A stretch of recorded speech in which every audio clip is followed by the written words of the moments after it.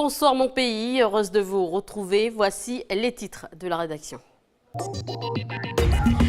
Opération parachutage à Lansvata. Aujourd'hui, 40 militaires ont sauté à 300 mètres d'altitude.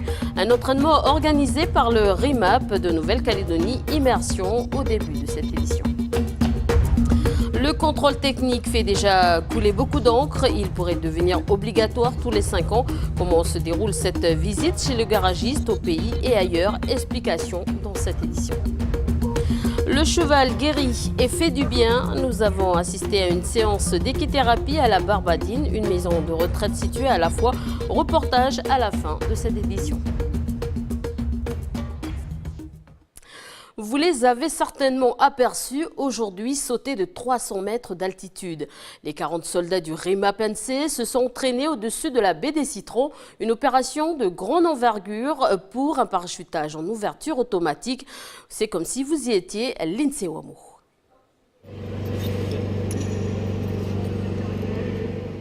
Ces soldats sont tous des parachutistes aguerris. Mais aujourd'hui, pour certains d'entre eux, l'exercice du jour est une première. Car contrairement à d'habitude, ce n'est pas sur Terre qu'ils se poseront.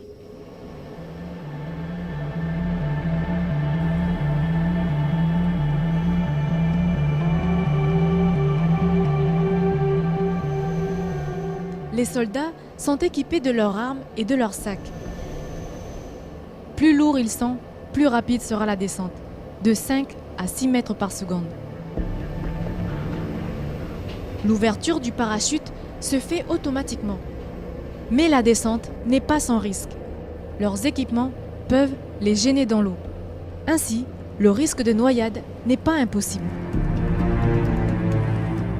Là, le largage se fait à 300 mètres. Donc le temps qu'il reprenne ses esprits, à environ 150 mètres, après avoir fait son tour d'horizon, il doit bien s'asseoir dans ses sangles et puis petit à petit, libérer une partie de son matériel. Donc il enlève son ventral, il commence à se réajuster, à libérer les sangles et à être prêt, dès que ses pieds touchent l'eau, à finalement se grandir et se libérer complètement de l'ensemble du parachute.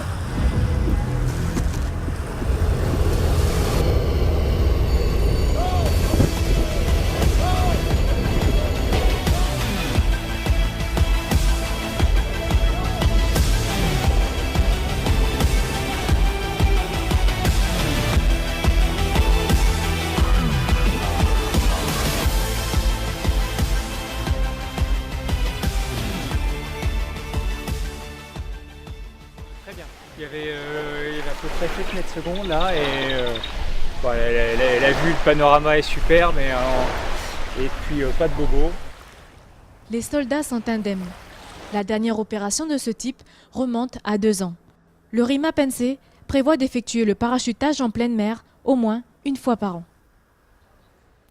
Parlons sécurité routière. Si le texte est voté au Congrès dans quelques mois et tous les 5 ans, vous devrez obligatoirement contrôler votre voiture. Un projet de loi proposé par le gouvernement. Alors comment ça se passe? Comment se passe un contrôle technique? Pour l'instant, un reportage d'Anissa Toussi. On fera le contrôle des feux en premier.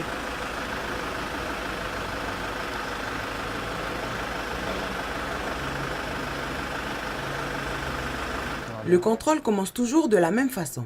Vérification des lumières, essuie-glace, ceinture de sécurité, plaquettes de frein et bloc moteur. Le véhicule est examiné sous toutes ses coutures. Un jeu là. Dans ce cas, quand un défaut est repéré, le mécanicien le note sur cette fiche.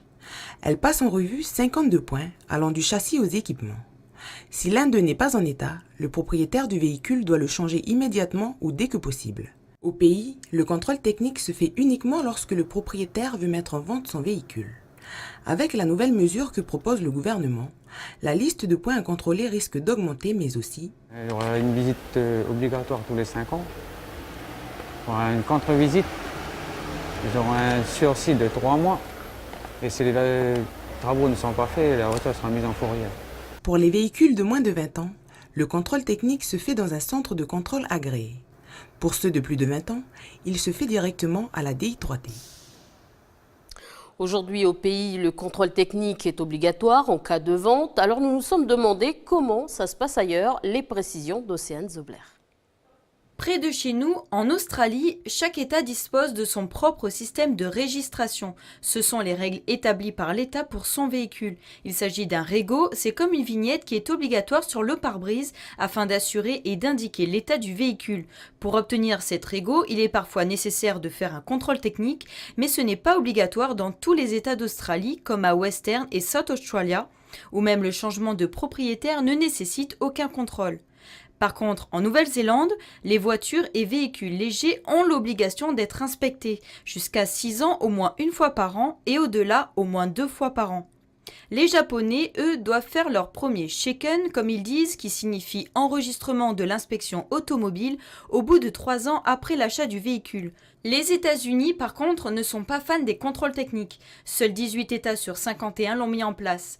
Et du côté de la métropole, cette année, il y a du changement. Le contrôle technique, qui est déjà obligatoire, va coûter plus cher et en cas de défaut grave, les automobilistes n'auront que 24 heures pour faire réparer leur véhicule sous peine d'interdiction de circuler. Si le contrôle est largement répandu dans le monde, au pays, les mécontents sont nombreux. Quelques pétitions circulent déjà sur les réseaux sociaux et une réunion publique est proposée ce samedi à la baie de la Moselle. En bref, on vient de l'apprendre, 14 bébés tortues ont été tués par 2 chiens à Bourail, dans la réserve de la Roche-Percée et la baie des Tortues. En cette période de ponte, les sites sont interdits au public, notamment aux chiens. Une plainte sera déposée par la province. En bref, également, l'interdiction temporaire de baignade et d'activités nautiques a été levée aujourd'hui sur les plages du parc de l'Écho, au Vallon d'Or, des Piroguiers et aussi de Carcassonne à Ploum. Les résultats des prélèvements effectués sont négatifs et ne contiennent pas de matière fécale.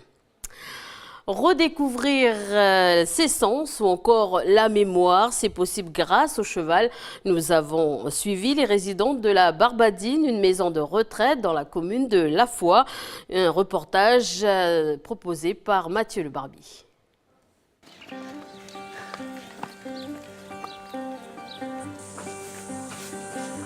Ça va? Oui, ça va. Ah. Et toi, ça va? Oui.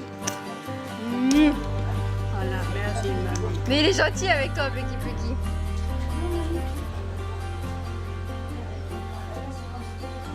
Ça va, il sent bon? Tu l'as senti? C'est bon. Voilà. Petites habitudes. Fais-lui sentir ta main. Super. Les présentations sont faites. C'est une animation pour les occuper toute une après-midi. C'est vrai que ça a aussi des effets d'équithérapie et c'est pour ça qu'on bosse en partenariat avec le psychomotricien parce que lui, il voit aussi qu'à ce niveau-là, ça a des effets positifs sur les retraités. On joue un peu sur les mots, mais on appelle ça thérapie par le cheval. C'est-à-dire que du coup, on s'allie avec Marion qui est monitrice d'équitation, moi qui suis thérapeute, et à deux, on essaie de proposer quelque chose voilà, dans le sens d'une thérapie, d'un mieux-être pour le résident. Gisèle, tu peux passer là, regarde comme ça. Oui, oui, je peux. Pop, pop, pop, pop, pop. Allez, viens.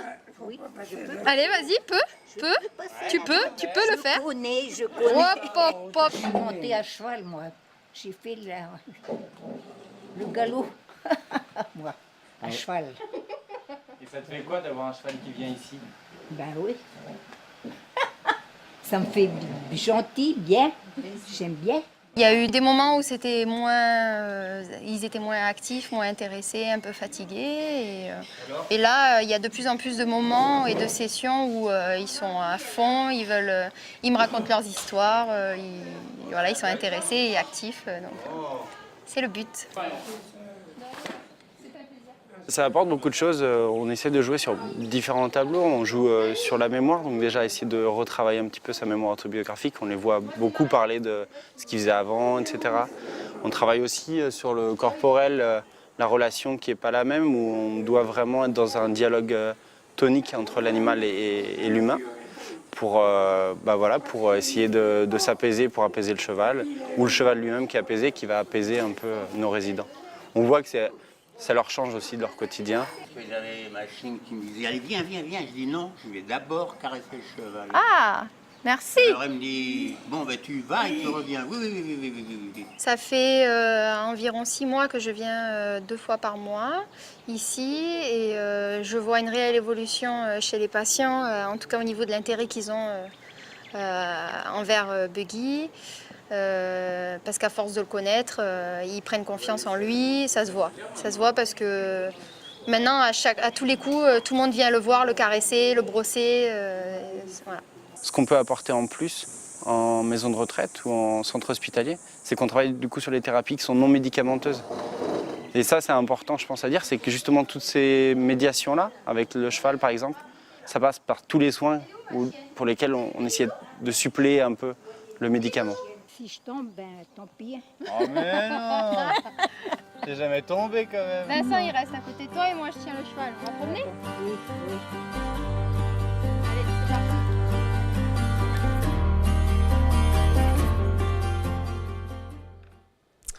Si vous aimez le cinéma et l'air pur, dans quelques minutes débutera Valérian et la cité des 1000 pattes, des 1000 planètes, l'ultime séance d'un été au ciné. Un film à regarder en famille à l'hippodrome Henri Millard à Nouméa. Je vous propose un extrait de la bande-annonce.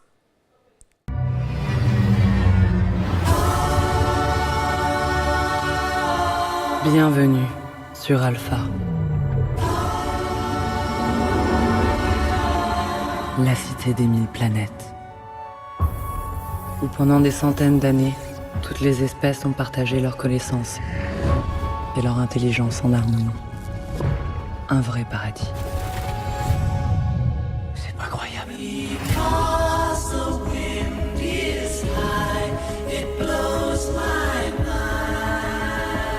Après des siècles de paix et de prospérité, une force inconnue veut détruire tout ce que nous avons créé. Agent Valérian et Laureline, vous avez moins de 6 heures pour localiser la menace et l'éliminer. Allez, c'est parti. Voilà, la séance commence à 19h. Bon film. C'est la fin de cette édition. Merci de votre attention. Je vous souhaite une très bonne soirée et je vous retrouve demain.